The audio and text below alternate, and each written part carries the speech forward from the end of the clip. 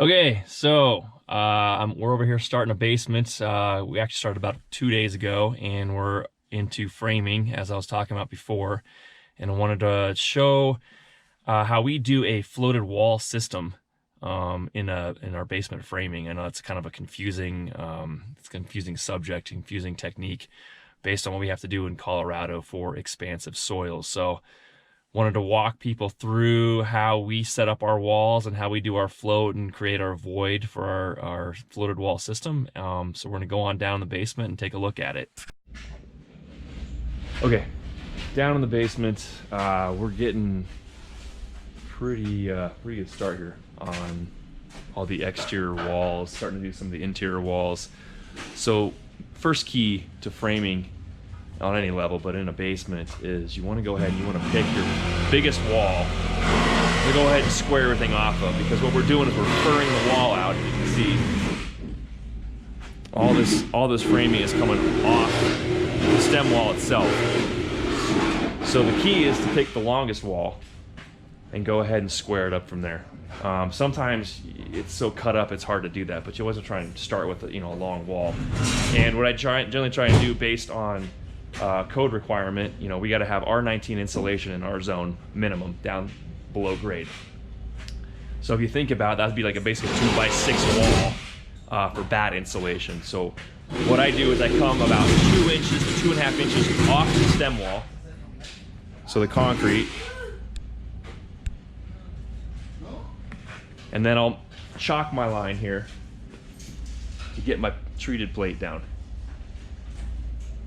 And then once I'm off that wall, I have another 3.5 inches if it's 2x4 framing. So now I'm at 5.5 to 6 inches off the wall for bad insulation. We can spray foam if we can go ahead and have client, but generally we'll do bad insulation just because of economic reasons. Code requires us to have stem wall insulation as we build new homes. This is a newer home, it's about 2 years old. So we actually are gaining a little bit of R value already. Technically, I could probably get away with an R13 bat in the wall, but we're gonna have to go R19, and so our total value will be well over 20, which is great. But so step 2 is once we get that chalked out, we're up 2.5 inches off the wall here. We'll chalk our line, and then we'll run our first plate, and then we'll come off the second wall. So right over here. And we'll have a square. So we'll do a 3-4-5 technique, which I'll show you in a different video. That'll square that wall off. 6, 8, 10, if it's long enough, we can get room there. And then we'll square those 2 walls. Now we can start throwing up 2 walls conventionally, the same way you could do any other kind of framing. The trick is ceiling height for most of these walls as we're putting them up. So what we do is we'll drop the wall, we'll measure our plates, nail everything together, crown everything the right way, and then we'll set it up. Now, once we do that, we set our wall up. Here's our void. And you can see here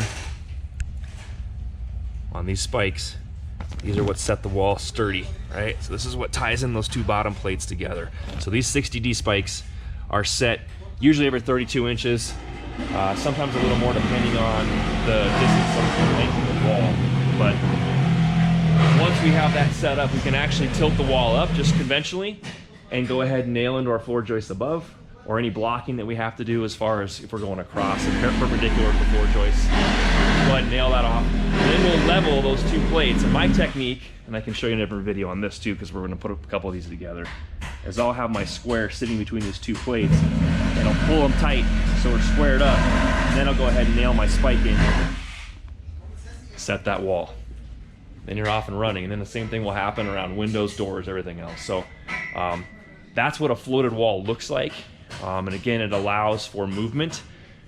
As we're sitting on expansive soils in most areas of Colorado, it allows for movement between the floor, the slab itself, and it's not gonna go ahead and push up on that structure. The void is determined either by local code based on the expansive soil and the soil engineer, if they come into a new home to determine that, or it's gonna be based on a 2-inch void. So that's kind of the trick with that. Usually we'll go 2 inches. I haven't really done anything bigger than that.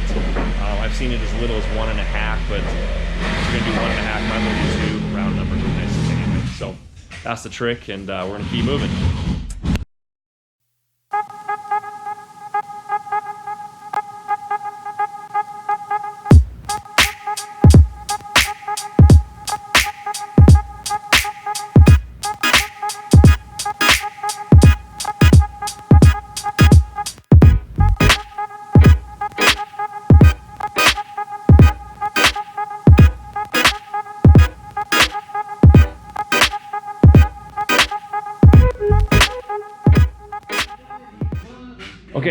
So, as we're kind of getting towards the end here on framing, I'm gonna walk you guys through just one more step here, kind of simplify how we do this as far as framing these floated walls up. So, as you can see, you pull your measurements like anything else for a plate, find our measurement, and we'll chalk it just like we would for any other wall we're gonna frame. And then we're gonna drop this treated lumber down on the concrete on that chalk line, glue it, and ram set the top, so mechanically fastened into the concrete itself. So now we have our plate. From here, what we have to do is we can use our laser or a level.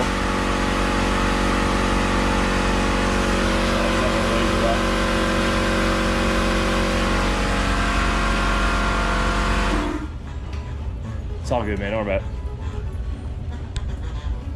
So once my laser's set on the outside plate, now I have my measurement going up. You can see that dot up here.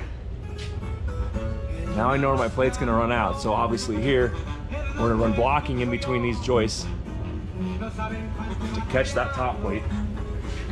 And then we can, from here, establish our void. 1.5 to 2 inches is pretty common. And if we're doing 1.5 inches, you can use this plate, or you can build a shim, as you can see we done here, to set our floated wall on top of.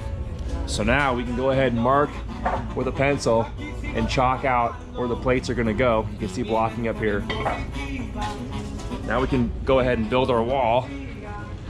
Take you over here on the ground, just like any other standard framing wall. And to do layout and the rest of the wall and how to frame a wall itself, that's a different video. But so right here, you can see we're laying out our plate, our wall with our top and bottom plate.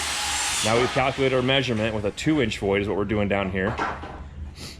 Plus minus 1.5 inches, minus 1.5 inches for your 2 plates. So now you know your distance for your studs. And here we got a door going in. So you can see it's very conventional framing once you get that number figured out. Once that wall's framed, you can go ahead and set it up with it like any other wall you would be framing.